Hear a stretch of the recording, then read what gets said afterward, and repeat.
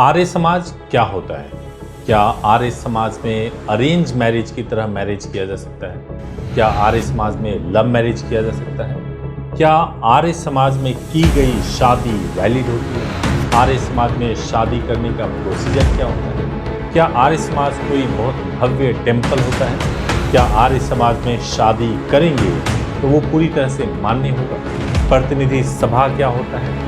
Trust क्या होता है? आर्य समाज का सर्टिफिकेट वैलिड है या नहीं वैलिड है, इसको चेक कैसे करेंगे? टाइम कितना लगता है? प्रोसेस क्या फॉलो किया जाता है? फीस क्या लगता है? सब कुछ आप इस वीडियो में जान पाएंगे। नमस्कार, मैं हूं एडवोकेट सुभाष सिंह। दोस्तों देखिए, अगर आप आर्य समाज की शादी की बात कर रहे हैं तो सबसे पहले जब आर्य समाज की बात हो रही है तो दो चीजों को आप समझिए कि आर्य समाज रजिस्टर्ड कैसे होता है।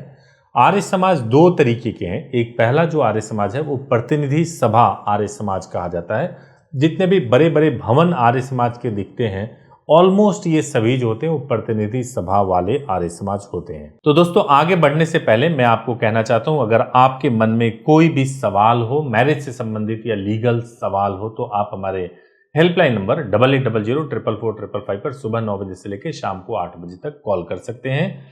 चैनल को सब्सक्राइब कर सकते हैं, बेल आइकन प्रेस कर सकते हैं ताकि आपको लेटेस्ट वीडियोस मिल जाएं सबसे पहले।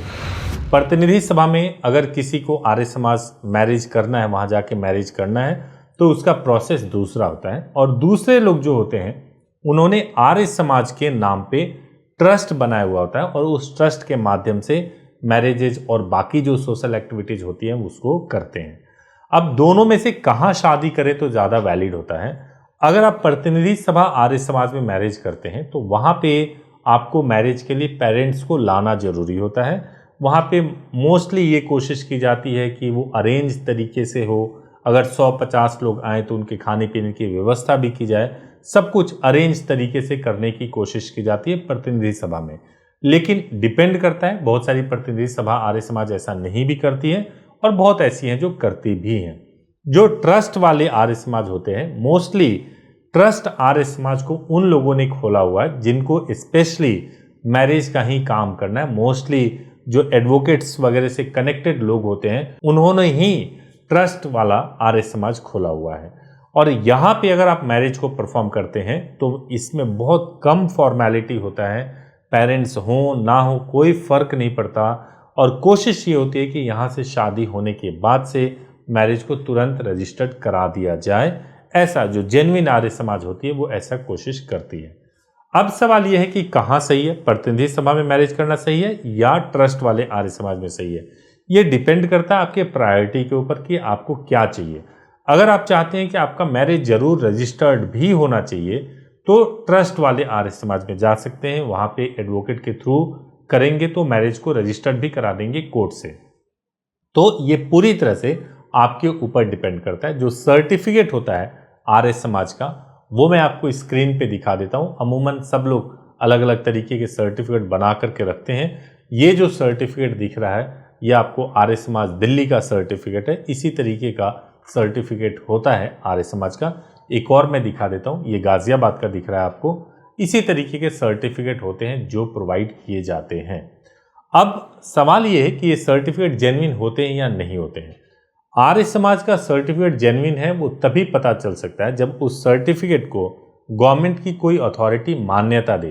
तो अगर मान लीजिए कि मैंने आर्य समाज से शादी किया है और अब मुझे अपने मैरिज को रजिस्टर्ड भी कराना है तो मैं गवर्नमेंट ऑफिस में जाऊंगा, वहाँ अप्लाई करूंगा मैरिज रजिस्ट्रेशन के लिए। अगर उन्होंने मेरे इस आर्य समाज सर्टिफिकेट को मान्य कर लिया और उसके बेसिस पे मेरे मैरिज को रजिस्टर्ड कर लिया, इसका मतलब मेरा आर्य समाज का सर्टिफिकेट जेन्युइन था। और अगर उन्होंने मना कर दिया तो जेन्युइन नहीं था। इसको जांच करने का सिंपल और एक ही तरीका होता है जो बिल्कुल सही होता है।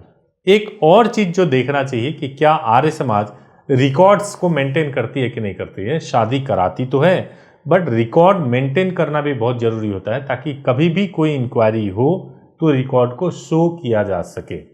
अब क्या आर्य समाज को इंस्टेंट कोर्ट मैरिज कहा जा सकता है? आर्य समाज में आप गए, आपने शादी कर लिया, मैरिज तो आपकी हो ही गई, चाहे आपने रजिस्टर्ड कराया हो या ना कराया हो। मोस्टली आर्य समाज में किसी भी तरीके का कोई मूर्ति नहीं होता, कोई आडंबर नहीं होता। वहाँ पे आर्य समाज में जब आप जाएंगे तो अगर हिंदू है तो केवल फेरे लिए जाते हैं और वो बहुत कम समय का प्रोसीजर होता है। आप समझिए आर्य समाज में अगर आप गए तो आप आधे घंटे 1 घंटे के अंदर आपकी मैरिज हो जाएगी। खासतौर से अगर आप ट्रस्ट वाले में जाते हैं तो बहुत ही जल्दी हो जाती है। तो बहुत इंस्टेंट मैरिज होता है। इसकी वैलिडिटी के बारे में मैंने बता दिया। कोर्ट्स के बहुत सारे ऑर्डर आए हैं कि आर्य समाज के मैरिज के सर्टिफिकेट वैलिड नहीं है। ये तभी होता है जब मैरिज कहीं से रजिस्टर्ड ना हो गवर्नमेंट ऑफिस में। तो कोर्ट के माध्यम से आप अगर अपने आर्य समाज की शादी को रजिस्टर्ड करा लेंगे तो आसानी से हो जाएगा, आसानी से वैलिड भी हो जाएगा और आर्य समाज का सर्टिफिकेट भी मान्य होगा। एक जो लास्ट प्रोसेस अगर आपको जानना है कि अगर मैं दिल्ली का रहने वाला हूं या कहीं का भी रहने वाला हूं, अगर मुझे आर्य समाज से शादी करनी है तो मैं आपको बताऊं, आर्य समाज से अगर आपको शादी करनी है, कहीं के भी रहने वाले हों, किसी भी आर्य समाज में जाके आप शादी कर सकते हैं। नंबर 1, ज्यूरिसडिक्शन रजिस्ट्रेशन कराने के लिए 3 चीजों से बनता है। पहले जहां ब्राइड का एड्रेस है, जहां ग्रूम का एड्रेस है और जहां आपने शादी की है। चूंकि आपने किसी भी प्लेस पे जाके शादी की है तो वहां पे मैरिज रजिस्ट्रेशन का ज्यूरिसडिक्शन बन जाता है। सब जगह ऐसा नहीं, गाजियाबाद में ऐसा है, दिल्ली में ऐसा है, सब जगह ऐसा नहीं है कि अगर आपने शादी कर लिया तो रजिस्ट्रेशन का भी ज्यूरिसडिक्शन बन जाएगा। तो ये आपको ध्यान रखना है, पहले पता करना है कि जहां पे मैं आर्य समाज मैरिज में शादी कर रहा हूं वहां पे मैरिज रजिस्ट्रेशन का ज्यूरिसडिक्शन बनता है या नहीं बनता है। अब साधारण भाषा में अगर मैं पूछूं कि किसी कपल को अगर आर्य समाज में शादी करनी हो तो उसको आर्य समाज करके छोड़ देना चाहिए या रजिस्ट्रेशन भी कराना चाहिए। किसी भी कपल को जो बिना फैमिली के शादी कर रहे हैं, आपको निश्चित रूप से आर्य समाज में शादी करने के साथ साथ मैरिज को रजिस्टर्ड भी कराना चाहिए। लेकिन अगर आपके पास बजट नहीं है, समय नहीं है, तो आप केवल आर्य समाज में भी शादी करके कुछ समय के लिए रजिस्ट्रेशन को पोस्टपोन कर सकते हैं और बाद में आकर रजिस्ट्रेशन करा सकते हैं। तो दोस्तों, अब अगर आपके मन में फिर भी कोई डाउट रह गया तो जरूर आप कमेंट में पूछिएगा, मैं आपके कमेंट का जवाब दूंगा और आने वाली वीडियोस में भी आपके कमेंट को वीडियो के माध्यम से जवाब देंगे। उम्मीद है कि इस वीडियो से आपको जरूर लाभ मिला होगा। Thank you so much for watching this video. Thank you so much.